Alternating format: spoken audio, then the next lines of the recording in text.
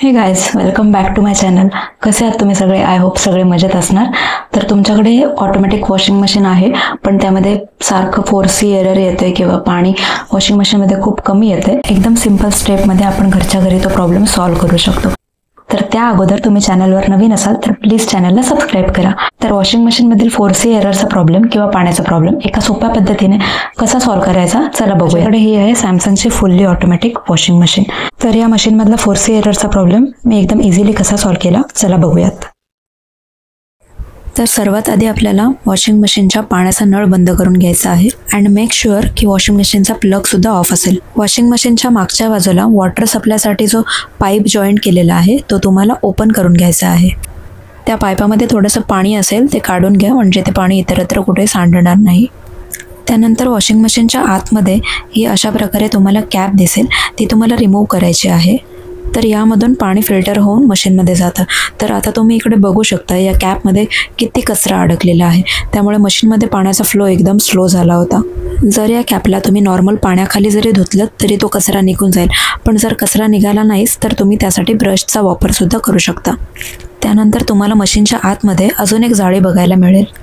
ती जाळीसुद्धा तुम्हाला काढून घ्यायची आहे आणि आता तुम्ही बघू शकता ही जाळीसुद्धा किती खराब झालेली आहे.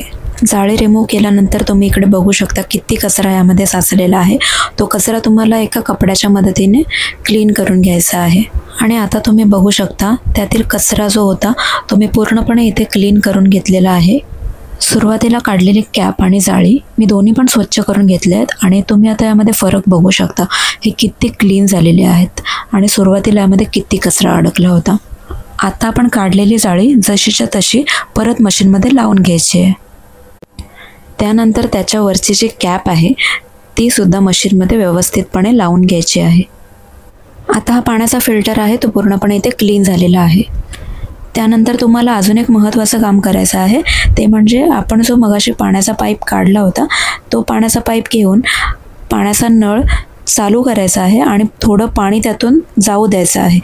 आणि असं तुम्हाला 2 ते 3 वेळा करायचं आहे, म्हणजे तुम्ही बघू शकता सुरुवातीला त्यातून किती गढूळ पाणी येत आहे. जोपर्यंत हे गढूळ पाणी यायचं थांबत नाही तोपर्यंत तुम्ही त्यातून पाणी काढत राहा, म्हणजे त्या पाईपमध्ये जो गाळ साचलेला असेल तो सुद्धा निघून जाईल.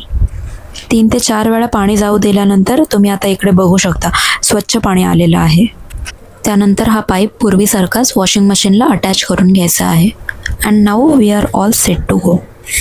पण त्या अगोदर सुरुवातीला आपण जे पाण्याचं कनेक्शन बंद केलं होतं ते चालू करून घ्यायचं आहे. त्यानंतर तुम्ही बघाल तुमच्या वॉशिंग मशीनमधला पाण्याचा फ्लोसुद्धा वाढलेला असेल आणि तुमचा 4C एरर जो येत होता त्याचा प्रॉब्लेमसुद्धा सॉल्व्ह झालेला असेल. डोअर क्लोज केल्याशिवाय मशीनमध्ये पाणी पडत नाही, त्यामुळे मी तुम्हाला डोअर ओपन करून दाखवू शकत नाही, पण डेफिनेटली इथे पाण्याचा फ्लो वाढलेला आहे आणि 4C एररचा प्रॉब्लेमसुद्धा माझा क्लिअर झालेला आहे. तर पाहिलं किती सोप्या पद्धतीने 4C एररचा आणि पाण्याचा प्रॉब्लेम सॉल्व्ह झाला. तर तुम्हाला हा व्हिडिओ आवडला असेल तर प्लीज लाईक करा आणि तुमचासुद्धा हा प्रॉब्लेम सॉल्व्ह झाला असेल तर कमेंट करून नक्की कळवा. भेटूयात नेक्स्ट व्हिडिओमध्ये. तोपर्यंत बाय अँड टेक केअर.